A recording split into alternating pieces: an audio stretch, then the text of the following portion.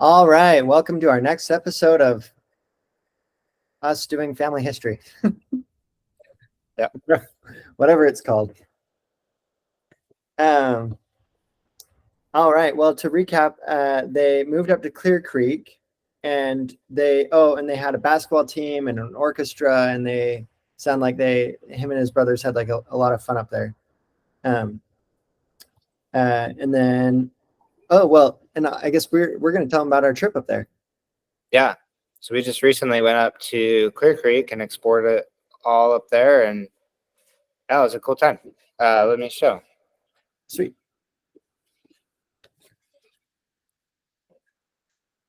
So I guess I could present. I don't know. We'll do it like this. Yeah. So Clear Creek, we saw some people up there. It's still a town, but not quite as big as what we had thought, or what it was back in the day, right? Yeah, because I think back in the day, we looked it up and they had like 300 or 600 people at the prime of their time. Yeah. It's cool to see though. It was really pretty up there. And then we saw the coal mine. That was cool. Yeah, saw a mega coal mine. Oh, we have a picture of that. I think that's the next one. This is the railroad. Oh yeah.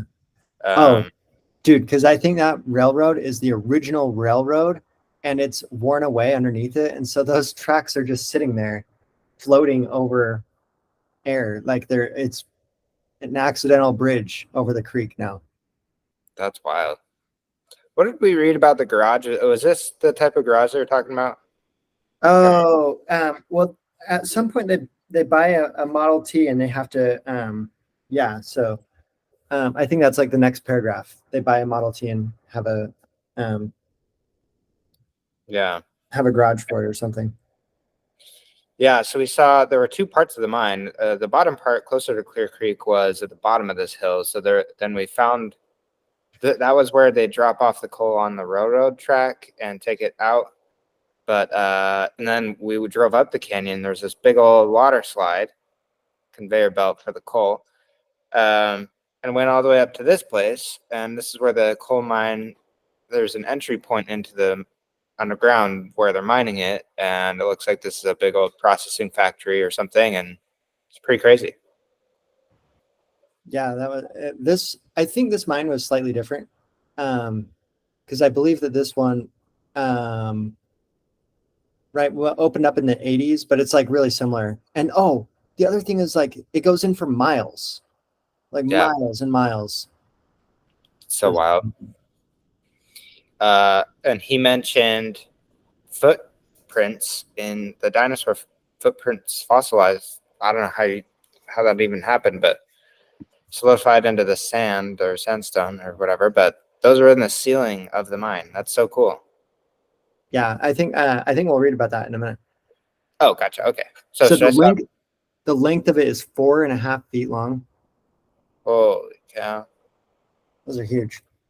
That's ginormous. Okay. So we're good to keep reading then from now? Oh, I guess we could share this real quick. So I went to Shoshone Falls because this was when he was a kid and he moved back from California. But I just recently went here too on one of my trips, which is cool to see. So he said that he went, if you remember, went later in life and said he remembered it looked exactly the same. So I think he saw it when he was 7 or 6 or something, and then when he was 50 or something like that. So it probably looks the same as it did then.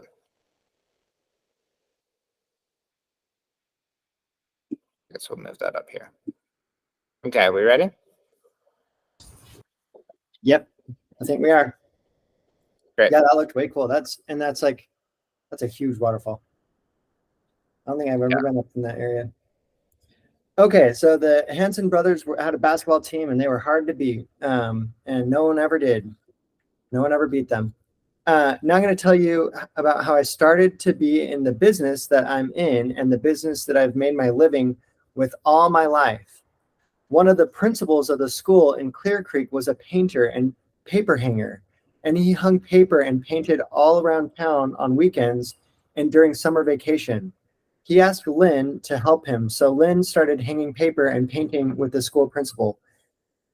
I think Lynn is his older brother. Yeah.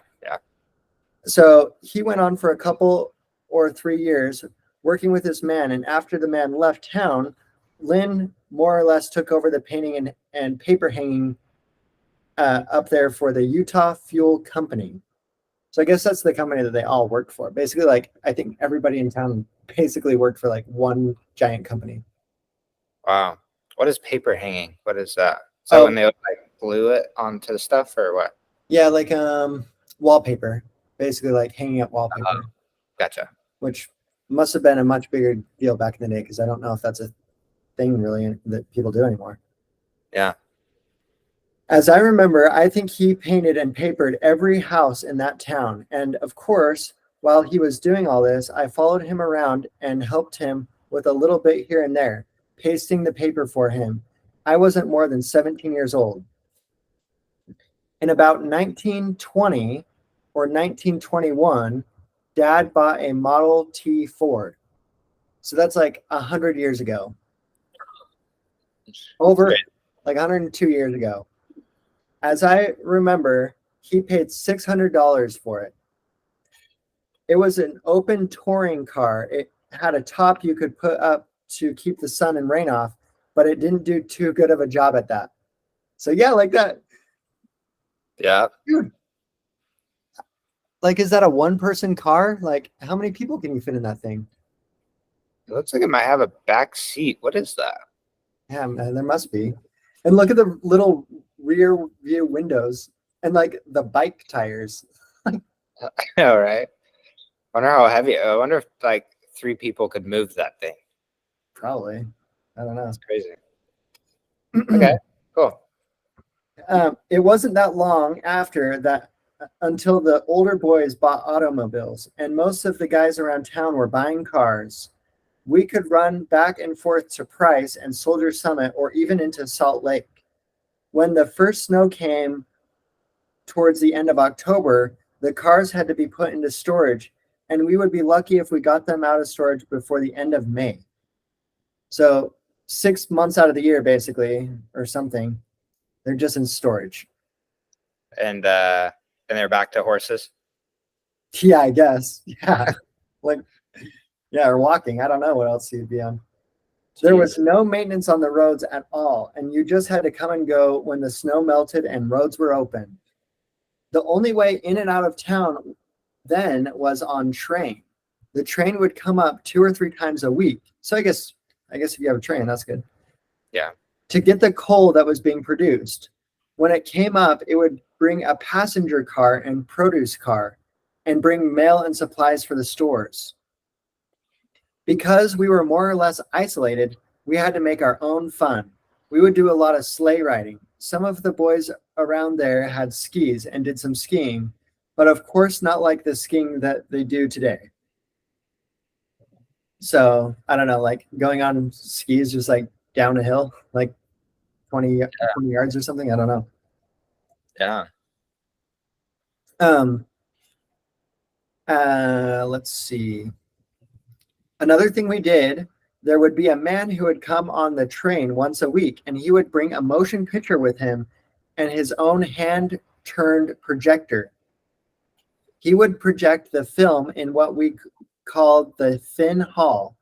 There was a bunch of Finlanders who lived there, and they had their own recreational center. This is sad, but I was looking up about this, and the Finlanders, they had their, I don't know if they had their own mine or not, but they like 100 of them died in a mining accident, Whoa. like around this time. I think it was before, but can you imagine just it's like a huge chunk of your population just gone. Yeah. Geez. 100 or so. Yeah, it was like 100 some people just died in a mining explosion fire or something. And Geez. anyway, it's crazy. I didn't really know that much about it. I just read a little thing when I was looking for a picture of the town. Yeah. We kids would meet this man at the train when he came in with his film. I say we because there was a bunch of us kids. He would give us free tickets to the show if we would go down the streets hollering. that he was in town and was going to project a picture that night. So they're like, sweet, we'll get free tickets if we're your sales reps. I remember what we'd say tonight at Finn Hall. Come see Uncle Bert's motion picture tonight, and so on. We would get a free ticket. This wasn't too long after that when the Utah Fuel Company, who owned the town, decided that they should have a free motion picture for the people who lived there. They're like, oh, new employee benefit. Everyone gets to watch a movie. That's weird. So they built a projection booth in the schoolhouse, and once a week they would project a picture, and it was free. They built a nice booth where they had 2 projectors, and at that time we could splice a couple reels together so we would see a continual show without stopping to reload the projector. Wow. A lot of that's over my head of like what problem they're trying to solve, but like I can imagine these giant reels of film that they're trying to connect and be fast or something. Yeah. I was quite interested in movies at the time, and I remember that I used to spend quite a lot of time in this projection booth with the man who ran them. I would rewind the films and put them back in their boxes and even ran the projector. I learned how to switch from one projector to another while the film was being projected. So that was how I got interested in motion pictures. About 1924, so 3 years later. So they lived there for kind of a long time, like up in this tiny town. What was it at? It was like at 9,000 feet or something. Yeah, it was pretty high. So about 1924, times got hard and they began to lay people off at the mine. Faye and Floyd left Clear Creek and came to Salt Lake to get jobs and live. It wasn't long after until Lynn and Bert left with their wives and went up to Longview, Washington to seek their fortune. The winter after I had gone to school in Price, the older boys had left, so Bill, Dad, Mother, and I were there alone. So 4 people. Is he's the youngest, right? I'm not sure. He might have, I guess, I'm not sure. I can't remember. I think he might be the youngest. So Bill and I got a job working in the coal mine. We went in and were coal diggers, as we called them. Bill and I worked together as partners, and Dad in another room dug coal and worked there for 6 months. Wow. The coal miners. It's like, that's wild to me. Coal diggers. Yeah. Then just before Christmas, we were in the mines working one particular day, and the boss came in to talk to Dad and said, "Things are getting pretty tough, Joe. I'm going to have to lay the boys off because there are so many married men around town who need the work." So Dad told the boss, "Well, if you lay off the boys, why don't you lay me off too? And we'll go find some other way of making a living." So they're like, man, that'd be tough. Right before Christmas, like, what a rude time to lay people off. But I guess they had to do it. Yeah. Was he also just a coal miner? I don't remember what their dad did. I wonder if he was more important or something. But he said, if you're going to lay my kids off, then let's all just go. Yeah, I think he was just a coal digger in the next room. So, like in some other area. So I guess probably just digging coal. There was one thing about working in the coal mine that I ought to tell you. The mine entry went straight in for a couple miles. And then on the right in the middle of the roof were 3 big dinosaur tracks as big as wash tubs. So that's what we looked at the picture of. Yeah. Down on down the entryway about half a mile, the entry made a quick left turn, and then went on to where the dinosaurs had crossed again and left 3 more tracks in the ceiling or roof of the mine. Those tracks impressed me quite a bit, and there was quite a lot of talk about them, but nobody ever took any pictures. I guess they're still there.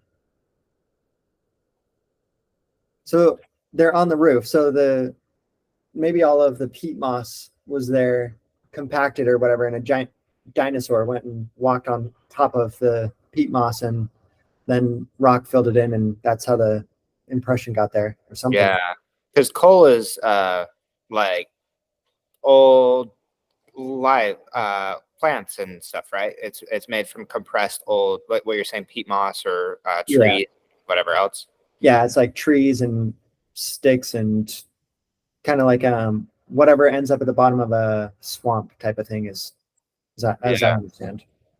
Oh, okay. So dinosaurs walked through a swamp or something, maybe. I don't know. Yeah, and slap slap their big old feet on, and then late like millions of years later, humans dig out the peat moss and or the coal. Yeah. So Wow. wild. Um, and also it's kind of interesting because that's a very scientific thing, right? Like that was probably shocking at the time. Like Yeah. dinosaur bones, whoa, that's crazy. And Right. there was probably not very much information about dinosaurs, or I guess I don't really know, but maybe that sparked um, an interest in the sciences because we have a lot of uncles and people who are into geology and rock Geology climbing. and science, for sure. Yeah. Yeah, One thing also that people might not know if they're watching this for whatever reason, um, the it's like a big band, right? So yeah, they're mining this big band in the sediment layers, right? So that's why it just expands for miles. And I was trying to think of how they would, maybe they don't mine in certain areas so it doesn't collapse, like, or they build infrastructure or something down there. Because we even saw it where it's just a very clear coal band and they're just mining all that out. yeah. I don't know. Yeah, we'll have to do research on the logistics of coal mines, something like that. Like, how do Yeah. they not collapse? Yeah. Okay, so they got laid off in Clear Creek. We got laid off in Clear Creek. It was just a week or two before Christmas, so we stuck around there until the holidays. And on New Year's Day, we left Clear Creek in a Model T Ford. And so I'm not sure if it was the original Model T. And headed for Salt Lake.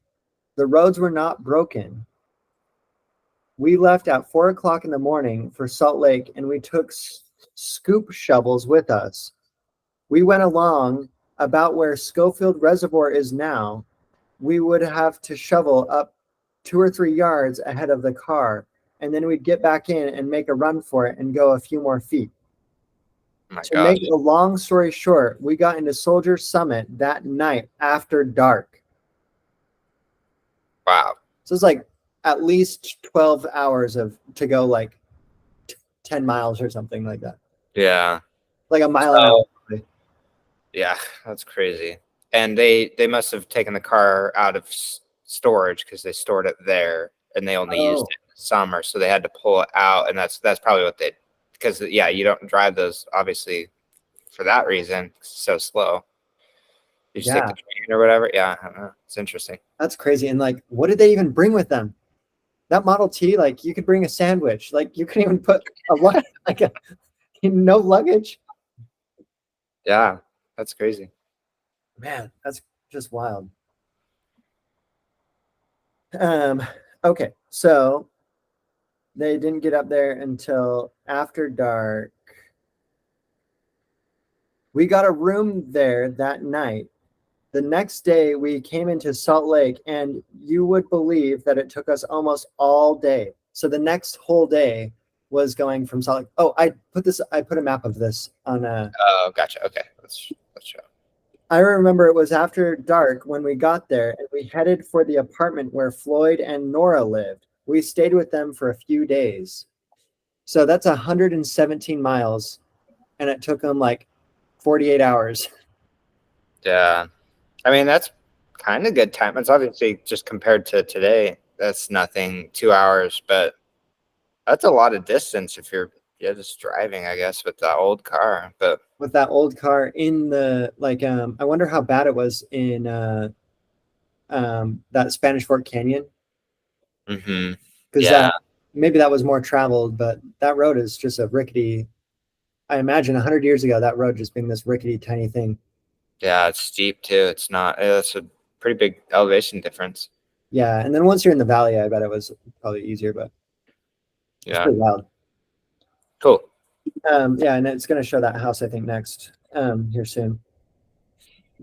So they stayed with his brother for a few days. Mother and dad rented a house or two around town and moved here and there. And finally, with the help of us boys, they got a house at 178 East Whitlock Avenue, where they lived the rest of their lives. So I got pictures of this. And I also put a map of it. Okay, let's show. So they moved into a house that then they like lived at the rest of their lives. That's pretty wild. Yeah. Yeah. It's crazy. So there's that. Yeah, and that's about where it is. So in right south of I-80, which I-80 didn't exist at the time. So yeah. So yeah, wow. right like State Street and I-80, basically. Like yeah. Wonder if that was considered pretty far south, like kind of out in the sticks compared to Salt Lake, because that's so funny because it's basically downtown now. But 100 years ago, that was considered like what we would now consider like Eagle Mountain. yeah, it's crazy. What's this next photo? You want to show this? This is that's the next house that they moved to, which I think is in quite a while. But I visited it. That's really close to Liberty Park, where I take Pluto sometimes.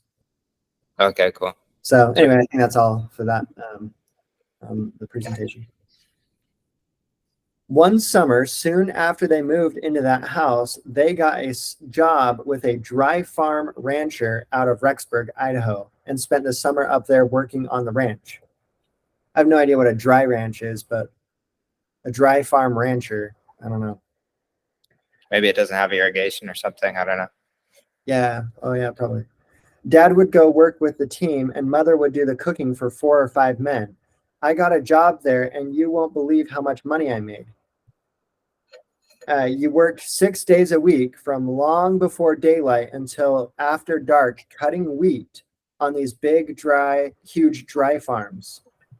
And it was my job to run the header of the big thrashing machine. I have no idea what that means. We could look that up. A thrashing machine on a dry farm. Oh, it's like rashing, like just like a rash? No, like thrashing with a TH. Oh. Oh, they didn't even have, they had horses. We would get our horses harnessed in the morning, about 25 head of them. It would be long after dark when we would get them all unharnessed and get them to bed. So they had horses pull this around. 100 years ago, that's what people were doing. Wow. What does it do? It just like shreds up stuff, or I don't know. I have no idea. I couldn't tell you. Pipe farming is often described as crop production without irrigation. Hey, check it out. Yeah. And then what thresh also was spelled, maybe he spelled it funny, I don't know. Threshing machine, yeah.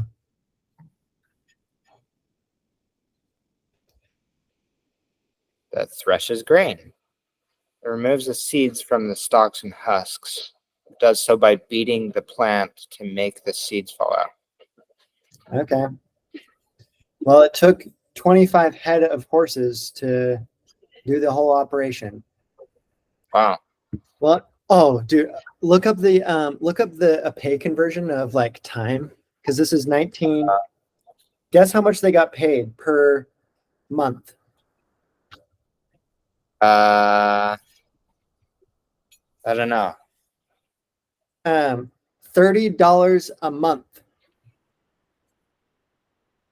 Okay, That's $1 a day. 30 times 15. What was that? Something? 50? What? Why are you doing 15 what? Oh, 28 in today money.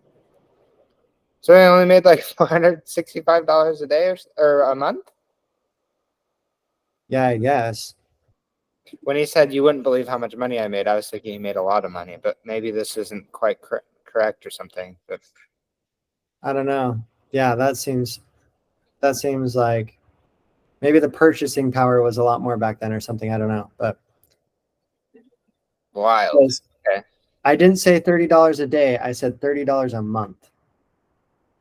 Yeah, so maybe he's thinking. Yeah, I think he's saying that that's almost nothing. Yeah. Okay, so after that, we came back to Salt Lake and settled down in our home on Whitlock Avenue. We knew a fellow in Clear Creek by the name of Jack Christensen who built a home on 27th South between 2nd and 3rd East. And there was another fellow who built a couple of homes there by him. Jack knew about this. That's so random. And there was another guy who built another thing. Okay. Maybe it explains it in a minute. But Jack knew about our experience in Clear Creek at painting and hanging paper. So Jack asked me if I wanted to. That's a funny way to say that. He asked me if I wanted to hang paper in this other fellow's home. Oh, okay. That was in the living room and dining room, just one of the walls.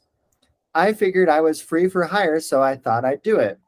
I got a few things together and went over and papered the first 2 rooms, just the side walls alone, trimming the paper with scissors and lapping it. I didn't get too many complaints about the first house I did, and he paid me $6 for hanging the 2 rooms. So the next house, he had already um, he'd already moved me there to hang that one, and I ran into problems. The paper that I had was known as the paper. Wait, I gotta read this. The paper that I had was known in the paper hanging trade as a drop pattern, and boy, was I lost. I screwed it up badly. I really made a mess out of it, so bad that he didn't even pay me. So maybe he like got the patterns like misconnected or something like that. Yeah. Well, right behind these houses where I had screwed up, another man had built a house. He came over and looked around the 2 houses where I'd hung the paper and saw the terrible mess I'd made and wondered, and by wonderful coincidence, he was a paper hanger. He called me on the phone and asked me if uh, I'd like to learn to hang paper. Well, they had phones. Oh yeah. Okay. So somehow by this point he was able to be reached by phone. Well, I told him yes, I'd love to. So I went to work for him. His name was R.E. Stephenson, and he, as I found out years later, was one of the finest paper hangers in the whole valley, and I must say one of the finest gentlemen I have ever met in my life. I knew him from there on until he died. I worked for him for about 5 years and learned to hang paper quite well. So Wow. this guy named R.E. Stephenson, I wonder, maybe one day we'll find a picture of him. Owen. R.E. Stephenson Owen. S-E-N. It's spelled funny too. Let me see if I can find it.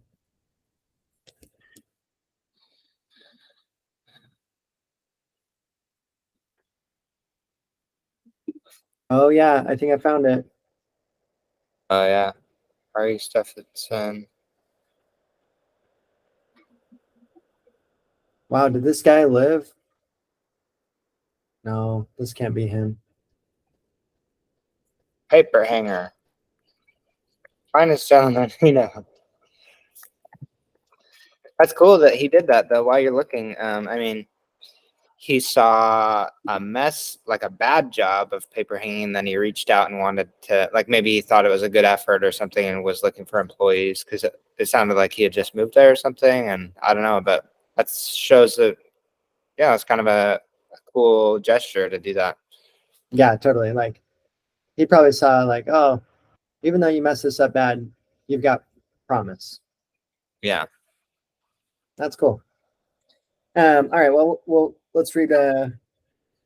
We'll finish this page. Yeah.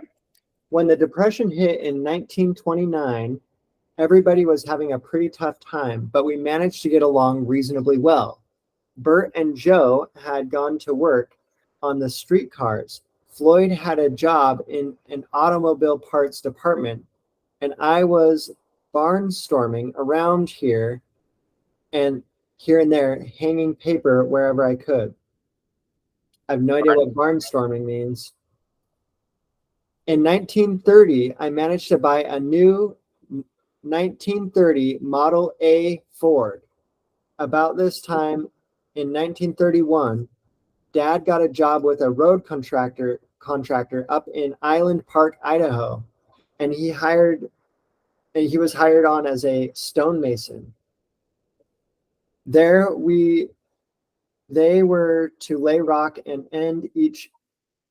at the end of each culvert that went under the highway.